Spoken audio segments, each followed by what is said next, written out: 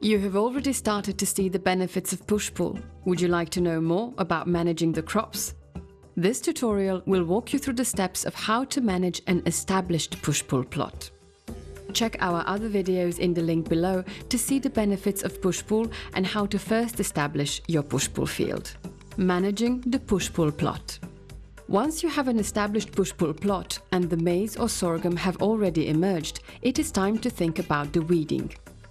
Weeds compete with your crops for water, soil nutrients, light and space. Weed competition is highest 2 to 6 weeks after crop emergence. This time is critical period for weed control, and early weeding is very important. The first weeding should be carried out when the maize is 3 weeks old. Step 1. First weeding. Carefully walk down the Desmodium rows and look for weeds. It is important to know the difference between Desmodium and the weeds. If in doubt, consult the nearest extension staff. Hand weeding of Desmodium rows is recommended at this stage. Pull the weeds out gently by hand using a small sharp stick. Continue until the whole plot is weeded. The space between maize and Desmodium can be weeded with a hoe. Brachiaria or Napier grass rows should also be weeded. Weeding should only be done when the soil is moist. Weeding when the soil is dry disturbs the roots of Desmodium seedlings and can kill the young seedlings. Step 2. Thinning to 1 plant per hole. Thin the main crop to 1 plant per hole. If there are too many maize or sorghum plants per hole, they will compete with each other for soil nutrients, moisture, light, and not grow well, leading to reduced crop yield. Step 3. Top dressing. Top dress the maize or sorghum with calcium ammonium nitrate at the rate of 1 teaspoon per plant. Scoop the fertilizer and sprinkle it along the rows of the maize or sorghum plants, leaving a space of 2.5 centimeters. Be careful when applying the fertilizer, because if the fertilizer is sprinkled on the stem, it can burn the plant. Farmers who plant hybrid maize do top dressing calcium ammonium nitrate fertilizer to further boost maize yield. If your Brachiaria grass is not growing well, apply 1 teaspoon of fertilizer per plant. Second weeding. The second weeding should be done when the maize or sorghum is 5 to 6 weeks old, depending on the rate of weed growth. By now, the new weeds have grown that you will need to remove, otherwise they will affect the growth of your main crop. New weeds may have also grown in your Brachiaria and Desmodium. This time, Desmodium has grown and you can recognize it.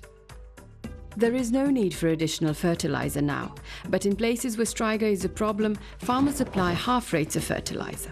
1/2 during the first weeding and the other half during the second weeding. Management of Napier and Brachiaria grass.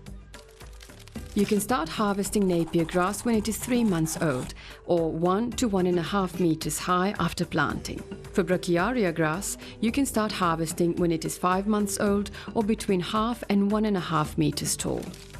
When you have more than 1 row of pool grass, start with the inner row nearest the maize and harvest this row around the field first.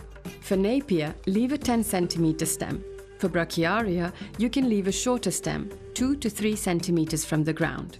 This will encourage the plants to regrow quickly. Feed the grass to your livestock. 1 dairy cow requires about 50 to 70 kilograms of green Napier grass per day. After the first forage has been harvested from the inner row, you can start harvesting the second row. This gives time for the inner row to grow again. The third row should be harvested only when the inner row is again 1 to 1.5 meter high. This will ensure that there is always enough grass to trap the stem borers. The inner row can be harvested again when it reaches full height. This means about 6 to 8 weeks between cuts for Napier and 8 to 12 weeks for Brachiaria, depending on rainfall, soil fertility and management. During the rainy season, the grass is ready for the next cut in about 45 to 50 days. Also, Brachiaria grass has higher nutrient content than Napier, especially protein. It is also more palatable for the livestock. Farmers are advised to carry out routine top dressing after every cutting or grazing, using well-matured compost, farmyard manure and rock phosphate. Brachiaria grass has thick leaves, which makes it difficult for weeds to thrive. The grass can persist for up to 20 years with good management. Harvesting the main crop. Harvest the maize or sorghum once it attains maturity. Maize is harvested even when green and also when fully dry at 14 to 16% moisture content. For sorghum, this is when kernel moisture reaches 20 to 25%. In most sorghum growing regions, maturity coincides with the start of the dry season, and the crop may be left standing in the field to dry before harvest. Maize and sorghum stover left over after harvest can be used as livestock feed. Always store the maize and sorghum stover in a dry place to minimize spoilage.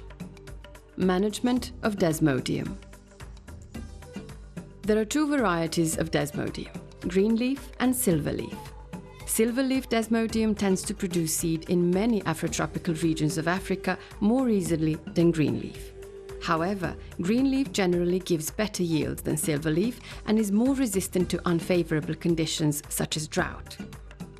After harvesting your main crop, Desmodium can either be harvested as forage for livestock or left to produce seed before it is harvested for forage. The best stage for harvesting Desmodium for forage is when it has covered the ground and before starting to flower. During the first season, do not harvest Desmodium until it has established well or if it has not covered the ground.